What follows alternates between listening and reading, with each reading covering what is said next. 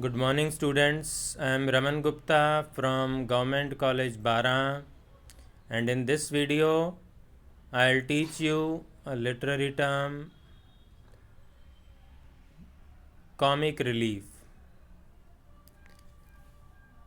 As the name of the literary device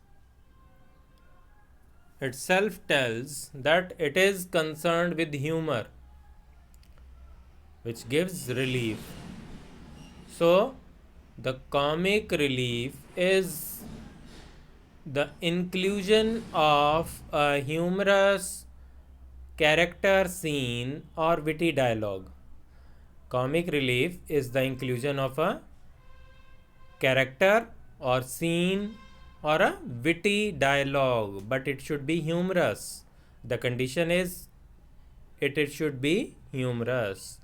In an otherwise serious work, often to relieve tension. Let's see the definition. Comic relief usually means a releasing of emotional or other tension resulting from a comic episode interposed in the midst of serious or tragic elements in a drama. It is generally introduced in a drama to release tension. When there is a serious action going on, it is introduced to release tension, to relieve the audience. Comic relief often takes the form of a bumbling, wisecracking sidekick of the hero or villain in a work of fiction. A sidekick used for comic relief will usually comment on the absurdity of the hero's situation, the situation which is not clear about hero, and make comments that would be inappropriate for a character who is to be taken seriously. The character which is to be taken seriously,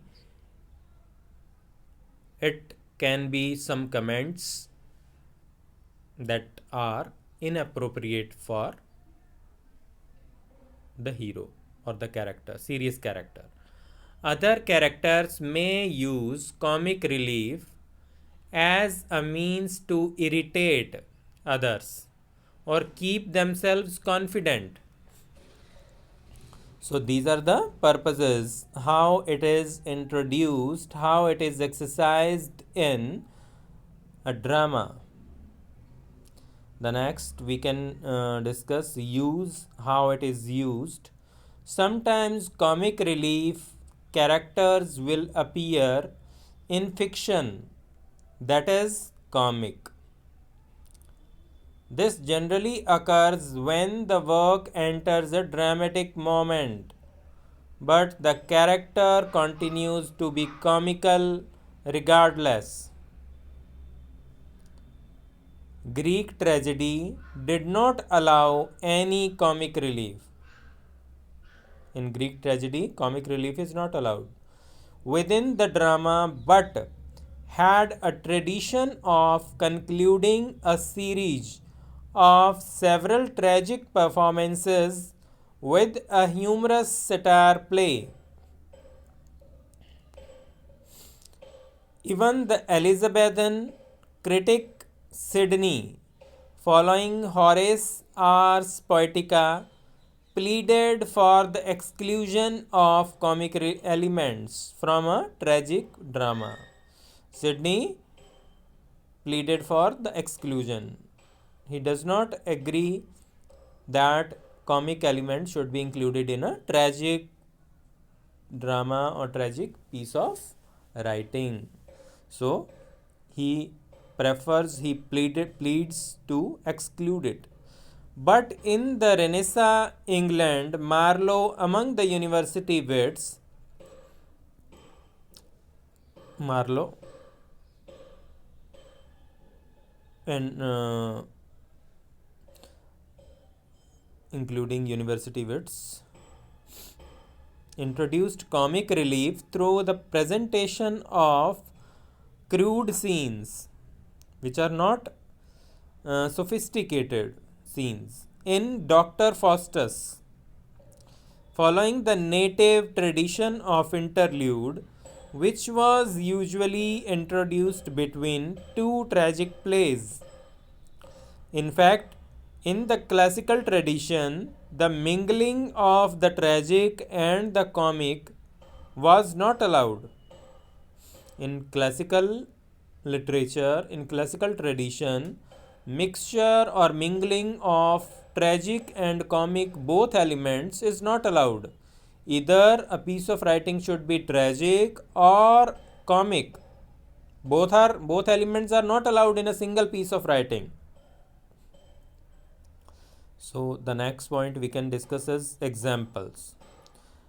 William Shakespeare deviated deviated from the classical tradition and used comic relief in Hamlet, Macbeth, Othello, The Merchant of Venice, and Romeo and Juliet. These are the tragedies and comedies of William Shakespeare.